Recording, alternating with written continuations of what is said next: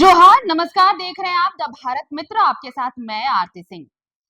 और इस वक्त जिसकी बात करने वाले हैं हम, उससे शायद आप भी इत्तेफाक रखते होंगे। इत्तेफाक इत्तेफाक इत्तेफाक इत्तेफाक की कहानी कल आप सुन चुके हैं, लेकिन उस कहानी का अगला पार्ट, सीक्वल, हम आपको बताने वाले हैं। और इस सीक्वल के साथ हम ये भी बताएंगे, ये जो मैं बोर्ड पर लिख रही हूँ उसे ध्यान से देखिएगा। इस सीक्वल का अगला पार्ट क्या है? झारखंड 2025। और इस वक्त हम बात करने वाले हैं मिशन 7। अब आप पूछेंगे ये मिशन 7 है क्या? तो वही बताने आए हैं हम, मिशन 7 है क्या। मिशन 7 मतलब 7 क्या, किसके लिए मिशन, कैसा मिशन? तो चलिए थोड़ा सा हम आपको क्लियर कर दें। ऐसा आपको नहीं लग रहा है कि अचानक से ईडी की कार्रवाई फिर से झारखंड में तेज हो गई है? आपको भी लग रहा होगा ना। हाँ, तेज हुई है। अरे हाँ बोलिए, तेज हुई है अचानक से। ऐसा क्या है? क्या किसी के किलेबंदी की कोशिश की जा रही है? किसी को घेरने की कोशिश की जा रही है? तो कौन है वो? कौन चाहता है कि उसकी किलेबंदी की जाए? क्योंकि डायरेक्ट अगर आप किसी के पास नहीं जा सकते तो आप अप्रत्यक्ष तौर पर इससे उससे उससे अपनी बातें उस तक पहुंचाने की कोशिश करते हैं। और सिंपल सा फंडा यहाँ पर भी हो रहा है। दिल्ली दौरे का मजमून क्या रहा मुख्यमंत्री हेमंत सोरेन का? पता चल पाया? शायद नहीं। यही कहा गया आखिर में कि झारखंड झुकेगा नहीं। तो किसने पूछा झारखंड को झुकने के लिए? क्या किसी ने कहा कि झारखंड झुकने वाला है? नहीं ना। तो जवाब आए हैं तो जाहिर तौर पर सवाल तो कहीं हुआ होगा, तभी तो ये जवाब आया कि झारखंड झुकेगा नहीं। लेकिन चलिए, बहुत सारी चीजें हैं, इन सारी चीजों के बीच जिस बात पर हम चर्चा करने आए हैं वो है मिशन 7। तो भाई ये मिशन 7 है क्या? उसके पहले कुछ चीजें आपके लिए बहुत जरूरी है जाननी समझनी, तो वो समझ लीजिए। दरअसल देखिए हुआ क्या है कि शराब और जमीन घोटाले को लेकर एक बार फिर से ईडी रेस है। और रेस नहीं है बल्कि एसीबी की एफआईआर के आधार पर अब तो ईसीआईआर भी फाइल कर दी गई है। तो अब ये जांच नए तरीके से होगी, नए सिरे से जांच होगी। और बहुत संभव है कि इसमें जो पिछले अभियुक्त थे उस लिस्ट में कुछ और नाम भी जुड़ जाए। अब जब जांच नए तरीके से होगी तो इसे लेकर अब आशंका ये जताई जा रही है कि देखिए, ऐसा ना हो कि अब ईडी की ये जो नई कार्रवाई है उससे इस पूरे मामले में नया मोड़ आ जाए।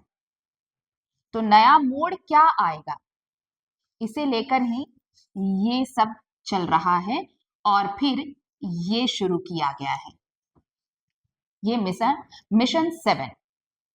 लेकिन मिशन 7 क्या है ये जानने के लिए आपको पहले ये कहानी पूरी जाननी होगी। सबसे पहले आइए 2022 की बात कर लेते हैं। साल 2022, साल 2022 जब नई उत्पाद नीति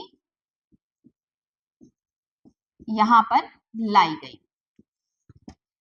लेकिन इसमें क्या हुआ भाई, ये जो नई उत्पाद नीति आई उसमें उस समय एक्साइज और प्रोविजन डिपार्टमेंट के सेक्रेटरी कौन थे? विनय चौबे। और Jharkhand state beverage corporation limited के कमिश्नर और मैनेजिंग डायरेक्टर भी थे। लेकिन दूसरे आरोपी जो उस समय एक्साइज के ज्वाइंट कमिश्नर थे वो कौन थे? गजेंद्र सिंह।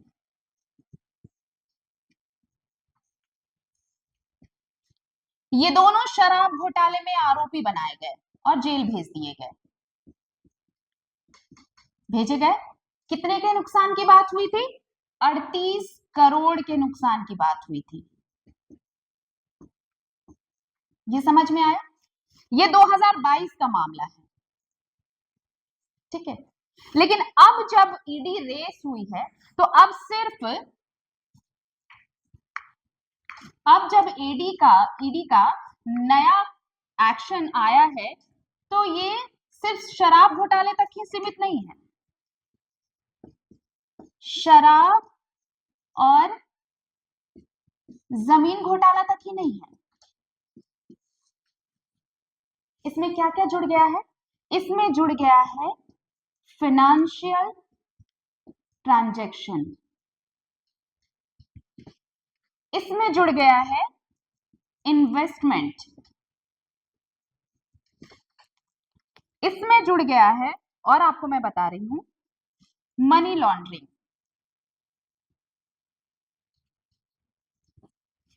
धोखाधड़ी, ये सब जुड़ गया है। और इसी वजह से देखिए कि आईएएस विनय चौबे से लेकर, जब विनय चौबे के साथ ये शुरू हुआ था कि ये जांच चल रही है, तो अब नया नाम कौन सा जुड़ा है? नरेश केजरीवाल, ये नया नाम है। तो आपको क्या लग रहा है कि ये सब सिर्फ ऐसे ही हो रहा है? इसके पीछे कुछ तो वजह रही होगी ना। बिना वजह के तो भाई कुछ भी नहीं होता दुनिया में, कुछ भी नहीं, बिना वजह के तो हम और आप सांस भी नहीं ले सकते। तो फिर इतना बड़ा जो एक्शन चल रहा है ईडी का, वो क्यों चलेगा? तो क्या इसी चीज को समेटने के लिए, क्या यही जो किलेबंदी हो रही है, घेराबंदी हो रही है, उससे बचने के लिए ये मिशन दिया गया है, ये मिशन सौंपा गया है? सवाल तो उठेगा ना भाई कि आखिर ये मिशन 7 है क्या, और उसके साथ साथ ये सारी चीजें जो इकट्ठे चल रही हैं वो क्या है? बहुत सारी चीजें हैं जो धीरे धीरे आप समझेंगे। तो यहां तक आप समझ गए कि शराब, जमीन घोटाला, इन्वेस्टमेंट, ये सब सब कुछ चल रहा है।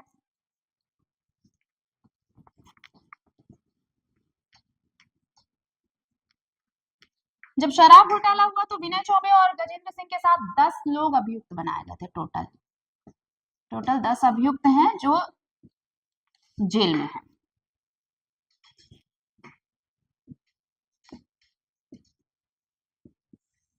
और अब ईडी का एक्शन ताबड़तोड़ चल ही रहा है, मतलब पूरा घेरने की कोशिश की जा रही है।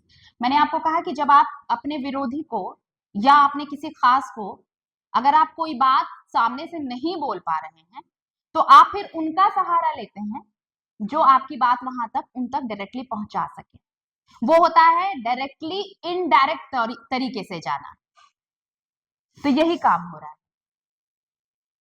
तो दिल्ली में जब 6 दिन गुजरा, 6 दिन के बाद जब वापस लौटे, और उसके पहले झारखंड झुकेगा नहीं, झारखंड ये वो सब कुछ चल रहा था, तो सवाल जब ये उठा कि झारखंड को झुकने किसने कहा, तो ये क्वेश्चन पेपर नहीं मिला, लेकिन आंसर शीट जरूर आ गया कि झारखंड झुकेगा नहीं। लेकिन इस लाइन के साथ जब यहाँ पर मुख्यमंत्री लौटे, विधायक कल्पना सोरेन भी लौटी, तो क्या खाली हाथ लौटी? कुछ लेकर आई, कोई पैकेज, कोई मिशन, कुछ साथ में। सोच रहे होंगे ना आप कि खाली हाथ तो नहीं आए होंगे दोनों। हम और आप जो देख नहीं पा रहे हैं वो शायद आपको आने वाले दिनों में दिखाई दे। तो उसके लिए एक एग्जाम्पल हम आपको बताते हैं। वक्त मिले तो हॉलीवुड की एक मूवी है मेज रनर, जरूर देखिएगा। इस फिल्म का जो पूरा सारांश मैं आपको बहुत छोटे शब्दों में बताती हूँ कि एक मेज होता है, जैसे आप पजल्स खेलते हैं ना, एक दौड़ है, बाधा दौड़ है, उस बाधा को पार करके करके आपको डेस्टिनेशन तक पहुंचना है। लेकिन ये इतना भी सिंपल नहीं है। सिंपल इसलिए नहीं है कि बहुत बार आप बोल सकते हैं कि मैं तो इस कंपटीशन में हिस्सा ही नहीं लेने वाला, लेकिन ये वो दौड़ नहीं है। ये वो दौड़ है जिसमें आपको पार्टिसिपेंट भी बनना है और आपको डेस्टिनेशन तक पहुंचना भी है, अगर आपको बचना है तो। और अगर आप पार्टिसिपेट नहीं कर रहे हैं, अगर आप डेस्टिनेशन तक नहीं पहुंच रहे, तो आपकी कहानी आधे में खत्म हो जाएगी। तो इसलिए एक दौड़ हुई। अब आप समझ गए होंगे, तो आप देखिए यहां से शुरू होती है दौड़, दिल्ली से। ये है मेज रनर का प्लेटफॉर्म, और ये है आपका डेस्टिनेशन रांची। ठीक है, आप यहां से वहां अगर आपको जाना तो आप कैसे भी जाइए, आप उस मतलब उससे नहीं है, आप कैसे भी जाइए, लेकिन आपको आना है यहाँ पे। लेकिन लेकिन इसलिए कि ये जो बीच में है ना, ये रास्ता, ये भी आपको पार करना है। और यहीं पर आती है जद्दोजहद कि आप इस पत्थर को, नहर को, नदी को, उबड़ खाबड़ रास्ते को कैसे पार करेंगे। तो इसके लिए आपको क्या करना होता है, एक मिशन तैयार करना होता है, एक खास प्रिपरेशन करना होता है, स्ट्रैटेजी बनानी होती है, तब आप डेस्टिनेशन तक पहुंच पाते हैं। ये उस फिल्म की कहानी है और ये जो तभी से मैं बता रही हूँ, इस कहानी का भी लबो लबाब यही है। तो यहीं पर शुरू होता है इस बाधा दौड़ को पार करने के लिए मिशन 7। अब आपको भी लग रहा होगा ना कि क्या है ये मिशन। हम इसलिए बैठे हैं कि आपको बताएं हम कि क्या है ये मिशन। लेकिन कहते हैं ना, इंतजार का फल मीठा होता है, लेकिन हर बार इंतजार का फल मीठा नहीं होता है।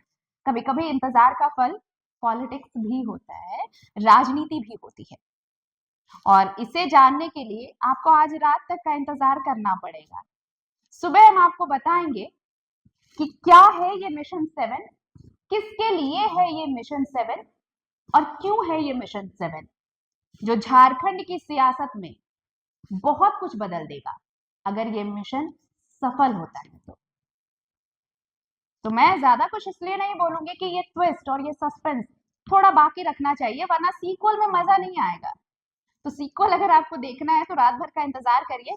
सुबह मुलाकात होगी इसी मिशन के साथ, जिसमें हम बताएंगे आपको क्या है ये मिशन 7। नमस्कार, जोहार।